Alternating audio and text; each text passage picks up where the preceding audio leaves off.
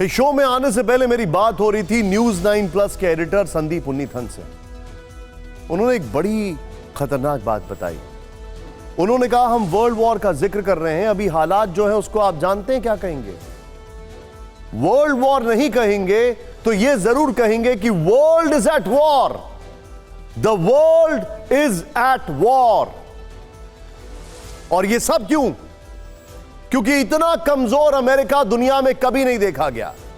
यह अमेरिका की कमजोरी है। अमेरिका जिस दिन अफगानिस्तान से हटा, भागा, उस दिन से यह साफ हो गया कि अमेरिका कमजोर है। उसके बाद यूक्रेन हुआ, उसके बाद नॉर्थ अफ्रीका हुआ, उसके बाद नॉर्थ कोरिया ट्रिगर हैप्पी हो गया, और उसके बाद अब मिडिल ईस्ट हो गया।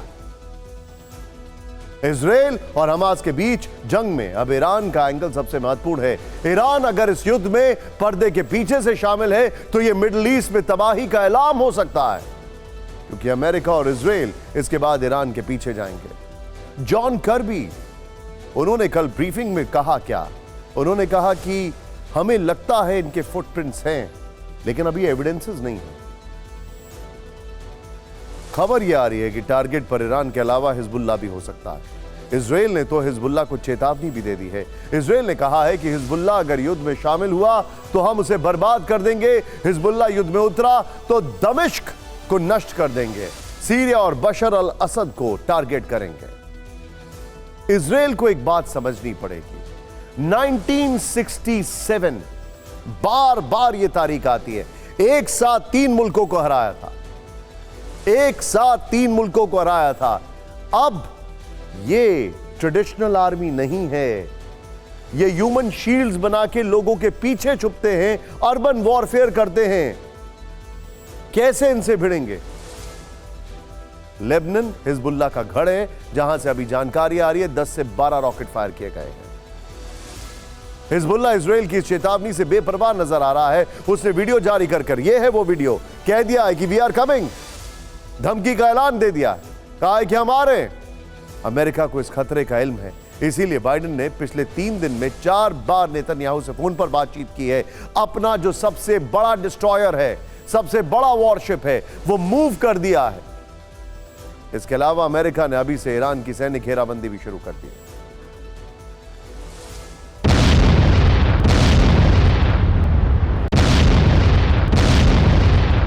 क्या अमेरिका इजरायल का बदला लेगा?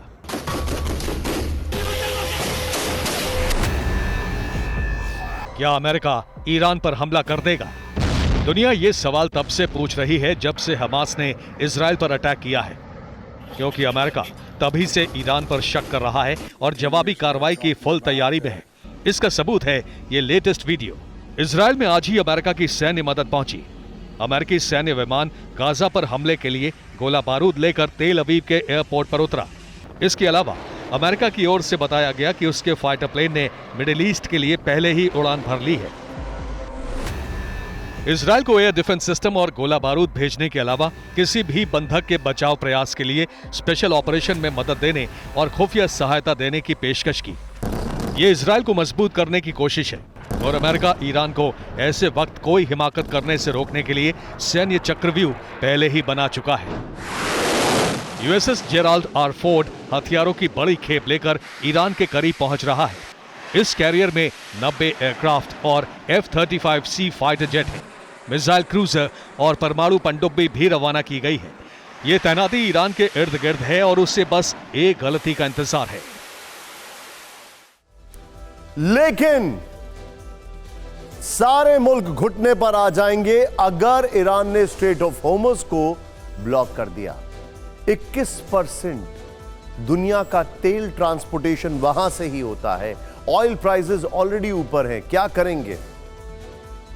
हमास के सीनियर नेताओं के हवाले से कहा गया है कि हिजबुल्लाह और ईरान अटैक प्लान में शामिल नहीं थे, लेकिन जरूरत पड़ी तो वो युद्ध में साथ देंगे। लेकिन क्या हमास की इन बातों पर इजराइल और पश्चिम को भरोसा होगा? ईरान पर शक इसलिए भी गहराया हुआ है क्योंकि ईरान शुरू से हमास और हिजबुल्लाह को खुलकर समर्थन देता रहा था। एक और बात, यूएस डिपार्टमेंट की साल 2020 की रिपोर्ट कहती है कि इन संगठनों को ईरान हर साल 800 करोड़ रुपए से अधिक की मदद करता था। 2022 में हमास के लीडर इस्माइल हनिये ने कबूल किया था कि ईरान ने ईरान से हमास को 582 करोड़ की मदद मिली, लेकिन यह भी सच है कि 2022 में उसने ऑफिशियली पैसा देना बंद कर दिया था। हमास को पहले ईरान से खुले तौर पर हथियार भी मिलते थे। ईरान सीरिया में हमास की ट्रेनिंग देता रहा है। ईरान के भीतर भी हमास के लड़ाकों को ट्रेनिंग दी जाती गई है। ईरान पर हमला इसलिए भी संभव है क्योंकि इजराइल की सारी समस्या की जड़ में ईरान है। सऊदी अरब के लिए यमन के ईरान समर्थित हूती गुरिल्ला परेशानी का सबब है और ईरान कभी भी परमाणु बना लेने का ऐलान कर सकता है। लेकिन ईरान पर हमला आसान नहीं है, बिल्कुल आसान नहीं है। और ईरान ने हिजबुल्लाह को 1.5-2 लाख रॉकेट्स दे रखे हैं। क्या होगा इजराइल में अगर हिजबुल्लाह एक्टिव हो जाता है? पहले आप हिजबुल्लाह से निपटेंगे, हमास से निपटेंगे, वेस्ट बैंक से निपटेंगे, या 1000 मील दूर ईरान पर अटैक करेंगे?